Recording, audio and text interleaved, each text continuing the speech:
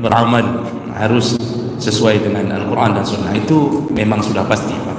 Karena memang sumber hukum kita pertama munculnya Islam memang Al-Quran, kemudian diutus Nabi untuk menyampaikan Al-Quran, dan kemudian muncullah semua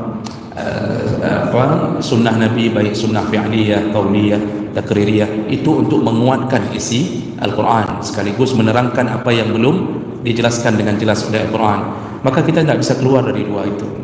Cuma yang harus dipahami, berkembangnya zaman maka berkembangnya masalah.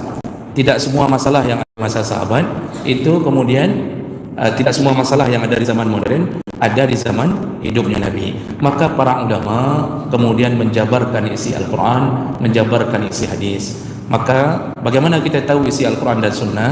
Dengan mengikuti pandangan dari orang-orang yang diberi kelebihan memahami itu. Makanya para mujtahid itu, 4 mazhab ya, mujtahid mutlak, mereka yang bisa mengupas Al-Quran dan Sunnah dari sumbernya langsung. Jadi katanya yang baru tobat tak pegah haji, sedangkan kita sendiri tak faham. Kita hanya tahu saja cuma isi ceramah sedikit lalu kita sampaikan, padahal cukup banyak kita tidak tahu. Usul fiqh kita tidak belajar, tarikh tasyrik kita tidak belajar. Tapi kalau disuruh gigit dengan geraham, itu kejadian di akhir zaman karena orang banyak melakukan maksiat, maka disuruh pegang agama. Nah, dalam hadis lain seperti memegang bara api yang memang diungkap. Kalau sunnah Nabi sudah disuruh gigit, berarti ada yang tarik. Kalau cuma taruh di mulut, itu tidak ada yang tarik. Tapi kalau sudah disuruh gigit, berarti ada yang tarik. Yang tarik apa? Yang ingin menghancurkan kita.